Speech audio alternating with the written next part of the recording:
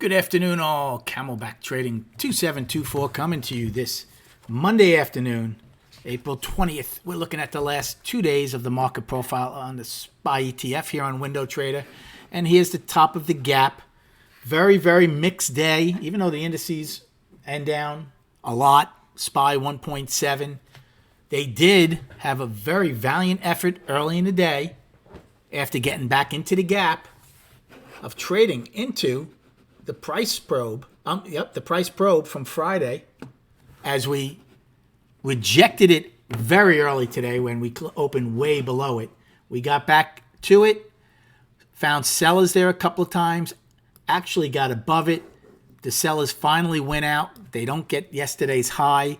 Remember, when you take out the previous day, you look below a previous day's low and get back in, your destination is that previous day's value and then the previous day's high. Now, I wasn't sure if we were going to get that, and as we talk, I was short up here, which turned out to be very nice. And then basically we had a double distribution day from here and here. We had a chance for a trend day up twice. We had two sets of single prints that got filled. We had a chance for a trend day down. That failed once. We took out the initial balance high and the initial balance low. That's rare. I took out the initial, the pre-market high. Never got the pre-market low, missed it barely by 12 cents.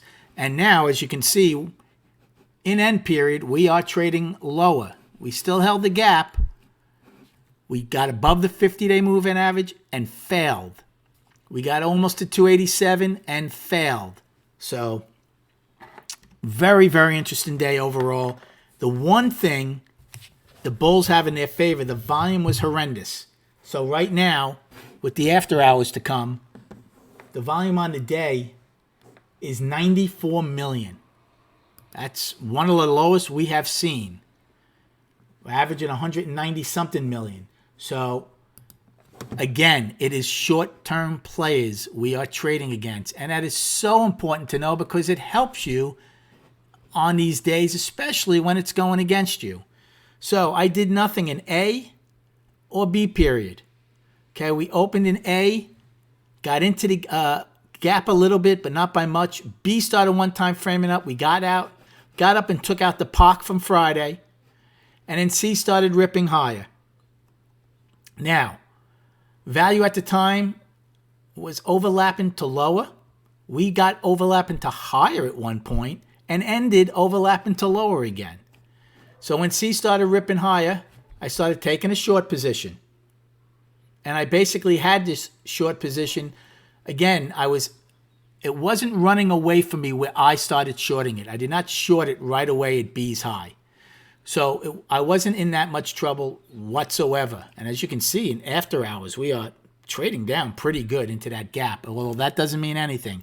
It has to be filled in regular trading hours. So I started taking a short at C, D, and E. They came in. I took some off, went back up, put some on. So again, it was kind of like in C and D, it was kind of one trade. It finally came in E, got flat, was a good trade. I did it again in G period. Now G period, I did it because now I was looking for the one-time framing up to stop. Right? So G opened. I started shorting it before we even took out the low. It came down.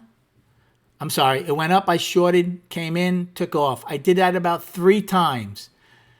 I did it so many times that by the time we took out G's low, I wasn't quick enough to get on the gun. I didn't even get on board that flush. But it was a good trade. So then I was looking for an afternoon pullback low. So I got long in H, which turned out to be a decent trade. In I period, started going back up. Got out of it, came back down. Again in J, got long. I was trading the ETF here, so I was very comfortable. These were all puts early. This was the ETF.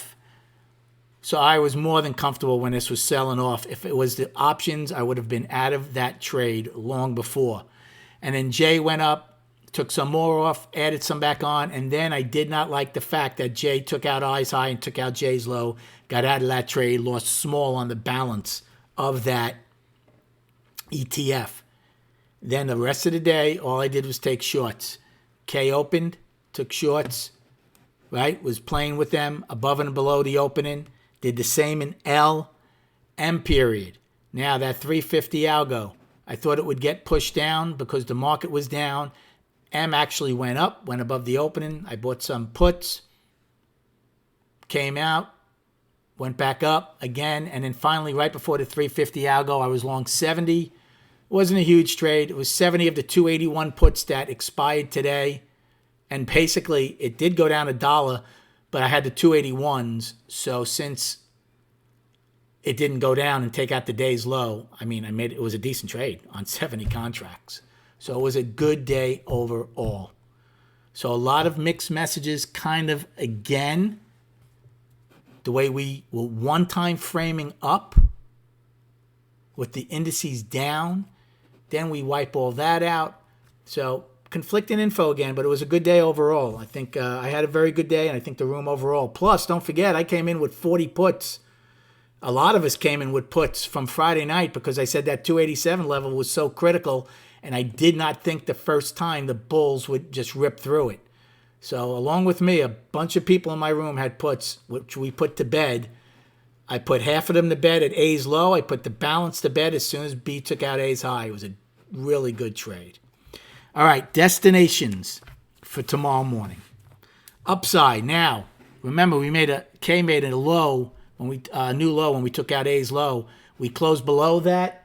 I like to use that as a price spike. So 282.83 A's low. Price spike. So that's going to be a very important area for me tomorrow. If buyers can't get above it, 282.83. Then above that, we have the afternoon rally high. So J turned out to be an afternoon rally high, 285.13. And by the way, in the room, because a lot of times I'm talking through my trades, and I was long at this time, I'm kind of thinking out loud, but telling the whole group, yes, we stopped the one-time framing down, and possibly this could be an afternoon pullback low. I said, but because the indices are so weak, I would not totally discount this being an afternoon rally high. And that's exactly what happened. That's exactly why I got out of the rest of my long down here. So 285.13, afternoon rally high. Then we have today's high of 286.29. We had a bad tick again at 286. I'm not even sure what price it was. Let me see. 286.79 it looks like. Something like that. Yes. So we have a bad tick. That's another thing. I thought they would at least get that bad tick. And then we have 287.30 weekly high, Friday's high. For the downside, we have today's low of 281.35 and then filling the remainder of that gap at 280.03. So 132-point gap is left. It was 237. Now, if we fill that, we don't have anything to 278.61, which was 9 wide from that day. That was the day the POC was raised late. Below that, we don't have anything to 275.76 daily low and then 275.46 daily low. So I really think if we fill this gap tomorrow, we're going to trade M period to the POC. That's going to be very important. We don't hold M's low in that POC. We will be seeing those two daily lows in the near future. Okay? All right. Now, let's go to the charts. So the monthly one-time framing down, with less than 2 weeks to go, 278 level, the critical one for me. And by the way, right now we close at 281.59. We're trading at 280.90, so we're trading 79 cents lower right off the bat. Weekly. Now, things start getting interesting. We are one-time framing up 4 weeks, not including today. But look at this level right here. Right? That was the first time when this carnage started that we got below 287. We traded back up to 288.52 that week, but we closed at 269.32. So last week was the first week we got back to it. 287.30, we closed at 286.64. And now today, for day one of the week, we get to 285. We get to, not 285, 286.29. 286.29. And close at 281.59. Triple top, anybody? Now it's only Monday. but certainly have to have that on your radar. Possible triple top, possible failure of the 287 level. Daily, we went from up on Friday to now balance. Now you can call it whatever you want because markets are visual. It's not right. It's an art, not a science. A lot of people are going to say we're in a 2-day balance. A lot of people can say, well, since we're into this 5-day balance, we can now incorporate it and just make it a whole 7-day balance. Doesn't matter which one you do. Bottom line is we're in balance. And balance means it's a market looking for more market-generated information.